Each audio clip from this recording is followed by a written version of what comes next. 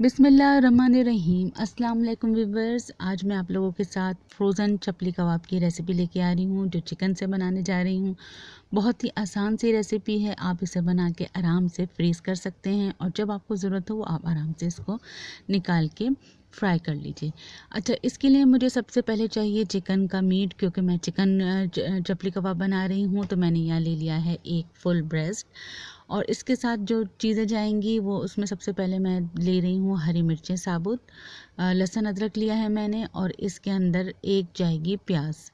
इसको मैं कर लूँगी चॉपर में डाल के चॉप, और ताकि ये अच्छे सा फाइन सा चॉप हो जाए, लेकिन हमें इसे पेस्ट नहीं बनाना है। अच्छा, इसके अलावा जो स्पाइसेस इसमें जाएंगे उसमें मैंने लिया है साबुत अनारदाना, साबुत ज़ीरा है और साबुत धनिया है। इसको मैं कूट लूँगी, थोड़ा सा मोटा मोटा सा चाहिए, ये दरदरा सा कहलाता है कूट, उस तरह से मैं इसको कूट लूँगी। अच्छा, इसके अलावा जो स्पाइसेस इसमें मज़ीद ऐड होंगे उसमें है पिसा हुआ गरम मसाला, नमक और कुटी हुई लाल मिर्च। अच्छा, मेन इसका इंग्रेडिएंट जो होगा वो है इसके अंदर मकई का आटा। तो ये आपने ज़रूर ऐड करना है, इसको स्किप नहीं करना है। और 4 टेबलस्पून भर के मैंने फुल हीप जो हैं वो लिए हैं मैंने यहाँ पर मकई के आटा। अच्छा, अब मैं चॉपर ले लिया है और चॉपर के अंदर मैं डाल रही हूँ हरी मिर्चें, लहसुन अदरक और प्याज। हरी मिर्ची आप अपने टेस्ट के अकॉर्डिंग कम और ज़्यादा कर सकते हैं, वैसे ये बहुत सही हैं, मुनासिब हैं। अगर आप कम करना चाहें तो इसको आप कम भी कर सकते हैं, और इसको आप चटनी के साथ किसी भी चीज़ के साथ सर्व कर सकते हैं, तो उसमें भी आपको स्पाइसेस मिलते हैं। तो मिर्चें आप अपनी टेस्ट के अकॉर्डिंग कर लीजिएगा। अच्छा, मैंने यहाँ पर इसको कर लिया है चॉप, और अब मैं डाल रही हूँ इसके अंदर चिकन के छोटे छोटे जो है वो मैं चंक्स करके इसमें डालूँगी, ताकि उसका अच्छा सा ख़ीमा बन जाए।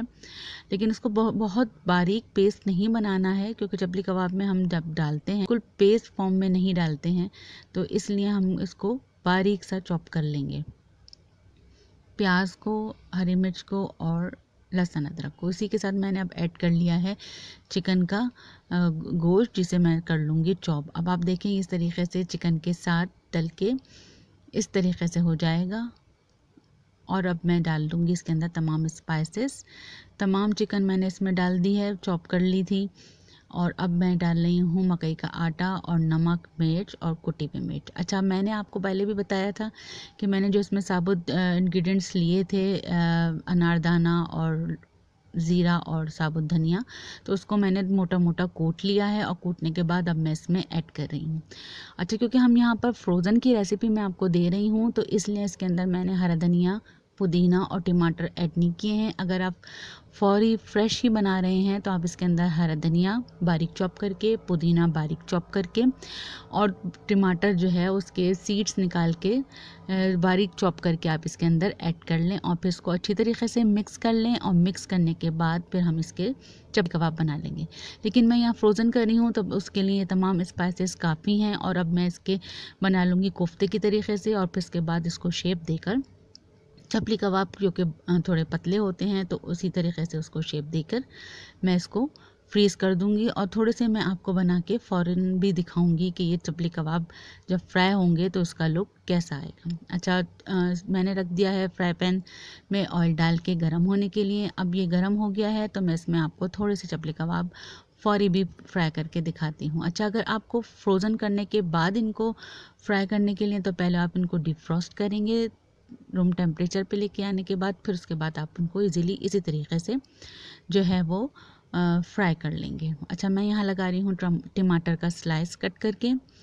ये आपके ऊपर है, लगाना चाहे लगाएं, नहीं लगाना चाहे नहीं लगा सकते, लेकिन चपली कबाब का जो एक ट्रेडिशनल लुक होता है वो इसी तरीके का होता है, और इससे इसका टेस्ट भी अच्छा होता है, देखने में भी बहुत खूबसूरत लगते हैं। तो आप इस रेसिपी को ज़रूर ट्राई कीजिएगा। मेरे चैनल पर नए हैं तो मेरे चैनल को सब्सक्राइब कर लीजिए, बेल आइकन को ज़रूर प्रेस कीजिए, क्योंकि उसी से आपको पता चलेगा कि मेरी कौन सी नई वीडियो आ रही हैं, और उसका नोटिफिकेशन सबसे पहले, जो कि बिल्कुल फ्री है, आपके पास पहुंचेगा।